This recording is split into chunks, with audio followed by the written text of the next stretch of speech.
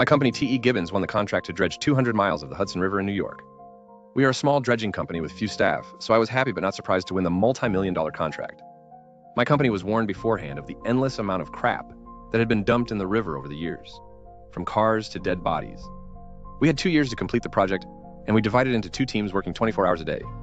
A month into the project, my night foreman Norm alerted me to a situation that terrified 2 of the workers into walking off the job. Norm said that the 2 workers removed a 1960s-looking American car from the bottom of the river. Norm said that he didn't witness this, but when the car was removed, there was a mound about 8 feet long that resembled a wasp or beehive. Then the 2 workers used the crane to try to remove the mound, but it seemed to be rooted into the ground. The 2 men then decided to break apart the mound with drill auger.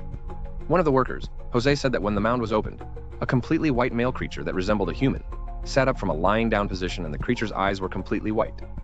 The creature looked at Jose like how a mountain lion would growl if you attempted to take one of its babies. Jose and Kevin, the other worker, then ran as fast as they could to their cars and refused to come back. Norm told me that he was up the river surveying at the time, so he didn't witness any of this, and the so-called mound wasn't there when he returned. I had no choice, so I had to work the night shift until we replaced Jose and Kevin. I figured the 2 of them were going to try to collect unemployment because of unsafe working conditions. But I didn't believe them and figured they just didn't want to work. I started working the next night, and I removed a 1980s Ford with no creature underneath it. There were 3 more cars I removed that week: a 1970s Plymouth, a 1980s Pontiac, and even a 1950s Ford, and there were no creatures. Another month had gone by, and I was finally able to hire and train 2 new employees. This was the last night of me working the night shift. I only had 2 hours left, and I came across a 1968 Chevrolet Corvair Monza. My dad owned his own repair shop, so I knew a lot about cars. It was actually the same model that Kevin and Jose has removed from the river that I later identified.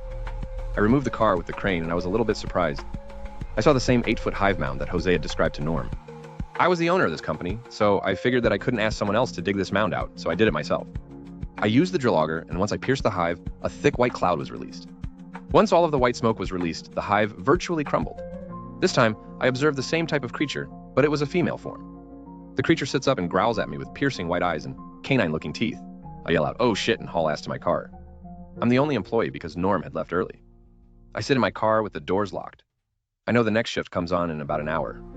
I remember my dad had a hard time with those cars because Chevy was experimenting on developing a catalytic converters, and rumors had it that they were using low levels of plutonium. I theorized that the plutonium mixed with whatever toxic substances in the Hudson River, which was the perfect breeding ground for these creatures. I had a crucifix in my glove compartment, so I brought it back to the dredging area, but it wasn't necessary because the creature was gone. I printed out a bunch of pictures of what the Chevrolet Corvair Monza looked like and put a message below each picture of the car that read, "Under no circumstances anyone allowed to remove these cars because of environmental restrictions."